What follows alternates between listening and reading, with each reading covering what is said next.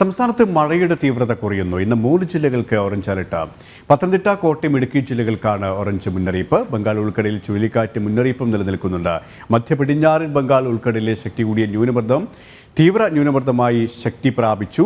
വിവരങ്ങളുമായി തിരുവനന്തപുരത്ത് നിന്നും ശാലിനി ചേരുകയാണ്. ശാലിനി, ഇന്ന് 3 ജില്ലകൾക്കാണ് ഓറഞ്ച് മുന്നറിയിപ്പ് നൽകിയിരിക്കുന്നത്. വരും ദിവസങ്ങളിൽ മഴയുടെ അളവ് ശക്തി കുറയും എന്ന് തന്നെയാണ് കാലാവസ്ഥാ നിരീക്ഷണ കേന്ദ്രം നൽകുന്ന വ്യക്തതയും.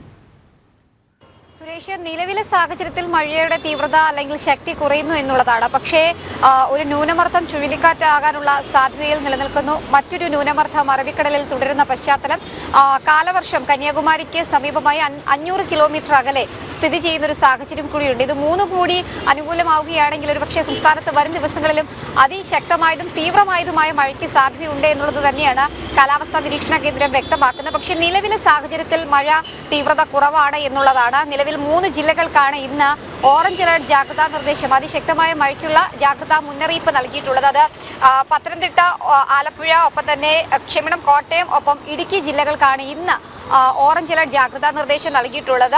മലപ്പുറം, വയനാട് ഒഴികെ 9 ജില്ലകൾക്ക് യെല്ലോ അലർട്ട് ജാഗ്രതാ നിർദ്ദേശം, ശക്തമായ മഴയ്ക്കുള്ള മുന്നറിയിപ്പ് കൂടി കേന്ദ്ര കാലാവസ്ഥാ നിരീക്ഷണ കേന്ദ്രം നൽകുകയാണ്. 30 മുതൽ 60 കിലോമീറ്റർ വരെ വേഗത്തിൽ ശക്തമായ കാറ്റിന് സാധ്യതയുണ്ട് എന്നും കേന്ദ്ര കാലാവസ്ഥാ നിരീക്ഷണ കേന്ദ്രം വ്യക്തമാക്കുന്നുണ്ട്. അതിന് മുൻപ് തന്നെ ഞാൻ സൂചിപ്പിച്ചതുപോലെ ബംഗാൾ ഉൾക്കടലിൽ ഒരു ചുഴലിക്കാറ്റ് മുന്നറിയിപ്പ് നിലനിൽക്കുകയാണ്. അതായത് മധ്യ പടിഞ്ഞാറൻ ബംഗാൾ ഉൾക്കടലിലെ ശക്തി കൂടിയ ന്യൂനമർദ്ദം, കഴിഞ്ഞ ദിവസമാണ് ഈ ന്യൂനമർദ്ദം രൂപപ്പെട്ടത്. അത് തീവ്രമായിക്കൊണ്ടിരിക്കുകയാണ്.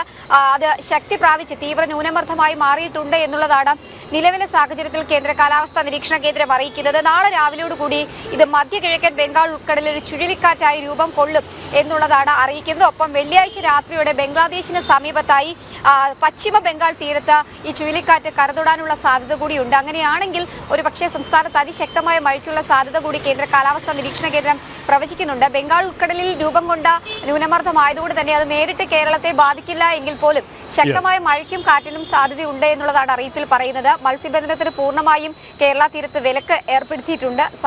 സാഹചര്യത്തിൽ തന്നെയാണ് തീരദേശ മേഖലയിലും മലയോര മേഖലകളിലും ജാഗ്രതാ നിർദ്ദേശവും നൽകിയിട്ടുണ്ട്. സുരേഷ്. ശരി.